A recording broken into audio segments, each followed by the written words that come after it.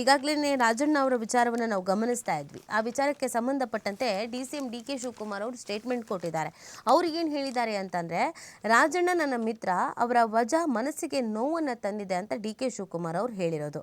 ಸಂಪುಟದಿಂದ ಯಾಕೆ ವಜಾ ಅಂತ ನನಗೂ ಗೊತ್ತಿಲ್ಲ ಅಂತ ಹೇಳಿದ್ದಾರೆ. ರಾಜಣ್ಣ ಅವರು ನನಗೆ ಮಿತ್ರರು, 25 ವರ್ಷಗಳಿಂದ ಜೊತೆಗೇ ರಾಜಕೀಯ ಮಾಡಿದ್ದೇವೆ. ಅವರನ್ನು ಸಚಿವ ಸಂಪುಟದಿಂದ ವಜಾ ಮಾಡಿದ್ದು ಮನಸ್ಸಿಗೆ ನೋವಾಗಿದೆ. ಆದರೆ ಪಕ್ಷದ ತೀರ್ಮಾನವನ್ನು ನಾವು ಒಪ್ಪಲೇಬೇಕು ಅಂತ ಉಪಮುಖ್ಯಮಂತ್ರಿ DK ಶಿವಕುಮಾರ್ ಅವರು ಹೇಳಿರೋದು. ವಿಧಾನಸೌಧದಲ್ಲಿ ಸೋಮವಾರ ಸುದ್ದಿಗಾರರೊಂದಿಗೆ ಮಾತನಾಡಿದ DK ಶಿವಕುಮಾರ್ ಅವರು, ಪಕ್ಷದ ತೀರ್ಮಾನದಂತೆ ರಾಜಣ್ಣ ಅವರನ್ನು ಸಚಿವ ಸಂಪುಟದಿಂದ ವಜಾ ಮಾಡಲಾಗಿದೆ. ಆದರೆ ಯಾತಕ್ಕಾಗಿ ಮಾಡಿದ್ದಾರೆ ಎಂಬುದು ನನಗೂ ಕೂಡ ಗೊತ್ತಿಲ್ಲ ಅಂತ ಹೇಳಿದ್ದಾರೆ. ಮುಖ್ಯಮಂತ್ರಿ ಅವರಿಗೆ ಬಂದ ಮಾಹಿತಿಯನ್ನು ನನಗೆ ತಿಳಿಸಿದ್ರು, ಕಾರಣ ಹೇಳಿಲ್ಲ ಅಂದರು. ಶಾಸಕರು ಮತ್ತು ಸಚಿವರ ಮೇಲೆ ಕ್ರಮ ಕೈಗೊಳ್ಳುವುದು ನನ್ನ ವ್ಯಾಪ್ತಿಗೆ ಬರೋದಿಲ್ಲ.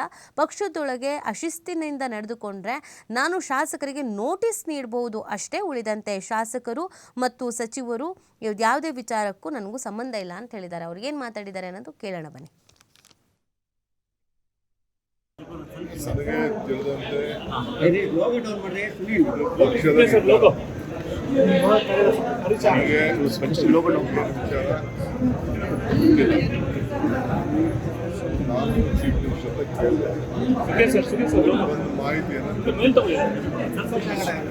ಇಷ್ಟು ಮಾತ್ರ ನನಗೆ ಶಾಸಕರು ಮಂತ್ರಿಗಳು ನನ್ನ ವ್ಯಾಪ್ತಿಗೆ ಬರುವುದಿಲ್ಲ. ಆರ್ಡಿನರಿ ಶಾಸಕರು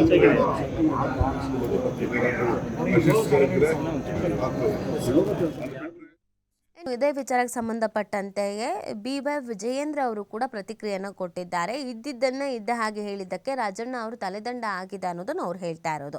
ಕಾಂಗ್ರೆಸ್ ಹೈಕಮಾಂಡ್ನಿಂದ CM ಸಿದ್ದರಾಮಯ್ಯಗೂ ಕೂಡ ಎಚ್ಚರಿಕೆ ಅಂತ BJP ರಾಜ್ಯಾಧ್ಯಕ್ಷ ಹೇಳ್ತಾ ಇದ್ದಾರೆ. ಮೂರ್ಖರ ಜೊತೆ ಮೂರ್ಖರಂತೆ ಇರಬೇಕಿತ್ತು ಅಂತ ರವಿ ಅವ್ರು ಹೇಳ್ತಾ ಇರೋದು. ಸತ್ಯ ಹೇಳಿದ್ದಕ್ಕೆ ರಾಜಣ್ಣಂಗೆ ಇಂಥ ಶಿಕ್ಷೆ ಅಂತ ಅಶೋಕ್ ಅವ್ರು ಹೇಳ್ತಾ ಇರೋದು. ಸೊ BJP ನಾಯಕರುಗಳು ವಾಕ್ಸಮರ ಮಾಡ್ತಾ ಇದ್ದಾರೆ. ಅವ್ರ ಪಕ್ಷದಲ್ಲಿಯೇ ಒಂದಷ್ಟು ತಲೆದಂಡಗಳಾಗಿದೆ, ಬಟ್ ಆ ವಿಚಾರದ ಬಗ್ಗೆ ಅವ್ರು ಮಾತಾಡೋದಕ್ಕೆ ಹಿಂಜರಿತಾ ಇದ್ರು. ಬಟ್ ಈ ಕಾಂಗ್ರೆಸ್ದು ಅಲ್ವಾ, ಆರಾಮಾಗಿ ಮಾತಾಡ್ತಾ ಇದ್ದಾರೆ. ವಿಜಯೇಂದ್ರ ಅವ್ರು ಏನು ಮಾತಾಡಿದ್ದಾರೆ ಕೇಳೋಣ ಬನ್ನಿ. ಇವತ್ತೊಬ್ಬ ಹಿರಿಯ ಸಚಿವ ರಾಜಣ್ಣ, ಪರಿಶಿಷ್ಟ ಪಂಗಡಕ್ಕೆ ಸೇರಿರ್ತಕ್ಕಂಥ ರಾಜಣ್ಣ ಅವ್ರನ್ನ ಅವರ ಬೇಷರತ್ತಾಗಿ ಅವರ ರಾಜೀನಾಮೆನ ಪಡೆದುಕೊಂಡಿರ್ತಕ್ಕಂಥದ್ದು ಖಂಡಿತ ಸರಿಯಲ್ಲ. ಇದರಲ್ಲೇ ಗೊತ್ತಾಗ್ತದೆ ರಾಹುಲ್ ಗಾಂಧಿ ಅವರು ಏನು ದೇಶಾದ್ಯಂತ ಏನು ಸಂವಿಧಾನ ಪುಸ್ತಕವನ್ನು ಕೈಯಲ್ಲಿ ಹಿಡ್ಕೊಂಡು ಇದೇ ಭಗವದ್ಗೀತೆ ಅಂತೇಳಿ ದೇಶಾದ್ಯಂತ ಪ್ರವಾಸ ಮಾಡ್ತಾ ಇದ್ರು. ದಲಿತರ ಬಗ್ಗೆ ಮೊಸಳೆ ಕಣ್ಣೀರನ್ನೇನು ಸುರಿಸ್ತಾ ಇದ್ದಂಥ ಕಾಂಗ್ರೆಸ್ ಪಾರ್ಟಿಯ ನಿಜ ಬಣ್ಣ ಇವತ್ತು ಬಯಲಾಗಿದೆ. ರಾಹುಲ್ ಗಾಂಧಿ ಕಾಂಗ್ರೆಸ್ ಪಕ್ಷದ ನಿಜ ಬಣ್ಣ ಇವತ್ತು ಬಯಲಾಗಿದೆ. ಕಾಂಗ್ರೆಸ್ ಪಕ್ಷಕ್ಕೆ ಪರಿಶಿಷ್ಟ ಜಾತಿ ಪರಿಶಿಷ್ಟ ಪಂಗಡಗಳ ಬಗ್ಗೆ ಯಾವುದೇ ಒಂದು ಸಹಾನುಭೂತಿ ಅಲ್ಲ. ಕೇವಲ ಒಂದು ಮತ ಬ್ಯಾಂಕ್ ಆಗಿ ಅವರ ಪರಿವರ್ತನೆ ಮಾಡ್ಕೊಳ್ತಾರೆ, ಮತ ಬ್ಯಾಂಕ್ ಆಗಿ ಅವರ ಉಪಯೋಗ ಮಾಡ್ಕೊಳ್ತಾರೆ ಹೊರತು ಈ ಸಮುದಾಯಗಳ ಬಗ್ಗೆ ಯಾವುದೇ ಒಂದು ಪ್ರಾಮಾಣಿಕವಾದಂಥ ಕಳಕಳಿ ಇಲ್ಲ ಅನ್ನೋದನ್ನು ಇವತ್ತು ರಾಜಣ್ಣ ಅವರ ರಾಜೀನಾಮೆಯನ್ನು ಪಡೆದುಕೊಳ್ಳುವ ಮುಖೇನ ಇಡೀ ದೇಶಕ್ಕೆ ಇವತ್ತು ರಾಹುಲ್ ಗಾಂಧಿ ಅವರು